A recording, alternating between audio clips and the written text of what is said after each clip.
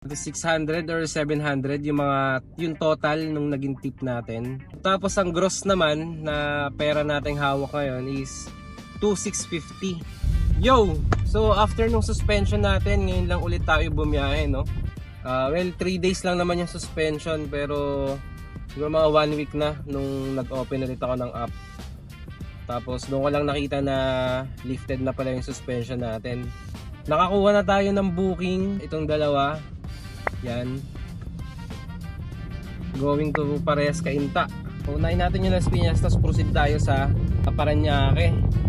So saglit lang to, pagpasok natin ng C6, mabilis na to. So pick upin na natin to. Let's go. So yun, na-drop na natin yung first booking natin. At ang bait ni ma'am, binigyan tayo ng 550 kahit 400 something lang yung ano niya, 420 ganyan yung delivery fee. Nakapuling kasi yon, pero kinuha na natin kasi nga along the way naman, at saka halos magkalapit lang yung drop off nung second booking natin tsaka tong first. So proceed na tayo dun sa second booking natin. I-drop na natin to para malinis na ulit yung app natin. So let's go. 6 hours later. Nakuha na tayo ng booking pa uwi, no? Which is ito. Yan.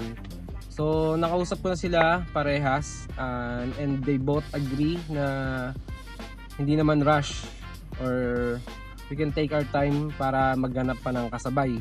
Kukunin ko muna yung mga ID na iniwan ko sa mga dinaanan nating guard. 3 guard yung dinaanan ko dito. Naubos yung ID ko dito, no? Kunin ko muna to, tapos abang-abang na tayo ng booking pa nakasabay nito. So ano lang to, bali car seat lang to yung pinick up natin. Pakita ko sa inyo.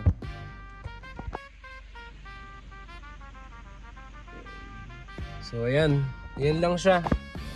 O hindi naman siya rush, at going to Muntinlupa din, sakto sa home base natin. Let's go.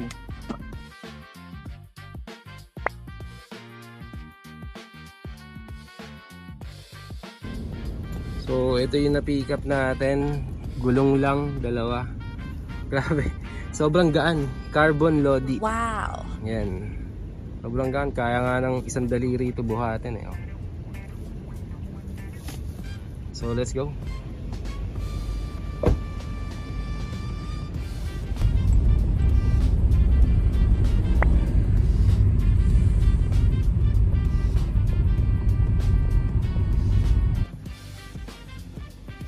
So ito yung na-pick up natin dito. Ayan lang, isang box lang, alog-alog siya dyan.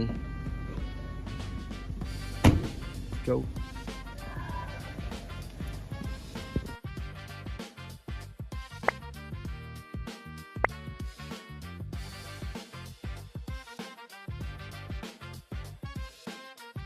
Alright, nandito tayo sa last drop natin, yung gulong. So drop na natin to.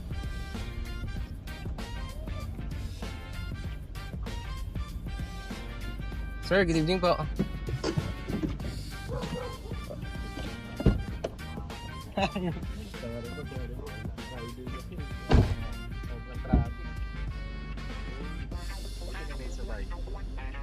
Opo, papunta na ang Isko Road. Opo. Sobrang dami dito na. Kaya mo lang yung story.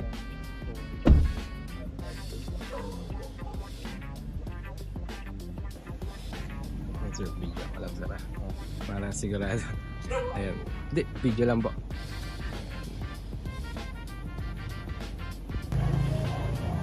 Yo, so nandito tayo sa Ojing kainan ko.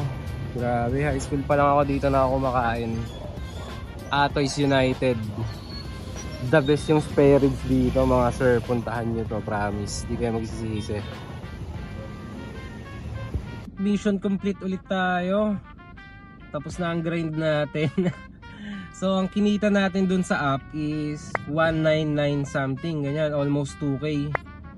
So tapos ang gross naman na pera nating hawak ngayon is 2,650.